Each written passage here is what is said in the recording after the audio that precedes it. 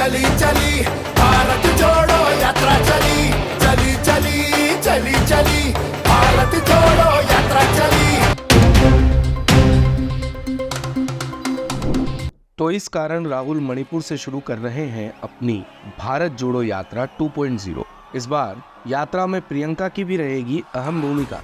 भारत जोड़ो यात्रा के बाद अब राहुल गांधी भारत न्याय यात्रा के जरिए देश में लोगों से मिलेंगे। कांग्रेस सांसद की ये यात्रा 14 जनवरी को मणिपुर से शुरू होकर 20 मार्च को महाराष्ट्र में पूरी होगी। 14 राज्य और 85 जिलों से गुजरने वाली इस यात्रा में राहुल बस से और पैदल करीब 6,200 किलोमीटर की यात्रा करेंगे। यात्रा मणिपुर से शुरू होकर नागालैंड, असम, मेघालय, पश्चिम बंगाल, बिहार, झारखंड, ओडिशा, छत्तीसगढ़, उत्तर प्रदेश, मध्य प्रदेश, राजस्थान और गुजरात से होते हुए महाराष्ट्र में समाप्त होगी। भारत न्याय यात्रा से जहां कांग्रेस के खेमे में उत्साह है, तो वहीं राहुल गांधी के भारत जोड़ो यात्रा 2.0 के लिए मणिपुर को चुनना किसी को समझ नहीं आ रहा। जबकि हाल ही में हुए 5 राज्यों के विधानसभा चुनाव परिणाम को देखें तो इंदिपट्टी में कांग्रेस को करारी हार का सामना करना पड़ा है। दरअसल भारत जोड़ो यात्रा पहले दक्षिण से उत्तर तक हुई थी, इसलिए यात्रा 2.0 पूर्व से पश्चिम करने का फैसला किया गया। दूसरी यात्रा के लिए राहुल गांधी के पास 2 विकल्प थे। पहला, यात्रा अरुणाचल प्रदेश के परशुराम कुंड से शुरू हुआ, जो रुद्राक्ष के पेड़ों से घिरा हुआ है। इससे आसानी से राहुल की शिव भक्ति को कनेक्ट किया जा सकता था। दूसरा, कांग्रेस की भी धार्मिक आस्था को इससे जोड़ा जा सकता था, लेकिन राहुल गांधी ने मणिपुर से इस यात्रा को शुरू करने का फैसला किया, क्योंकि मणिपुर से दिल दहलाने वाली खबरें और वीडियो सामने आते रहे हैं।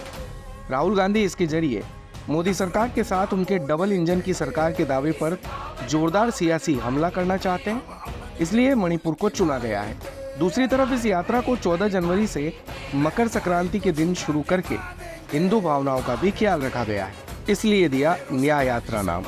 राहुल गांधी की भारत जोड़ो यात्रा अब आम लोगों के बीच काफी प्रचलित हो चुकी है, इसीलिए 2024 के लोकसभा चुनाव को ध्यान में रखते हुए न्याय यात्रा का नाम दिया गया है। ये नाम इसलिए दिया गया है ताकि इस यात्रा को जनता की उम्मीदों को न्याय दिलाने की लिहाज से जोड़ा जा सके। भले ही पार्टी इसे राजनीतिक यात्रा कहने से बच रही हो, लेकिन न्याय यात्रा का नाम रखकर वो जनता के बीच सियासी संदेश लेकर ही जा रही है। सूत्रों की माने तो 2019 के चुनावों में पार्टी की न्यूनतम आय योजना न्याय नाम देने वाली प्रियंका गांधी ने ही इस यात्रा को न्याय यात्रा का नाम देने में अहम भूमिका निभाई है।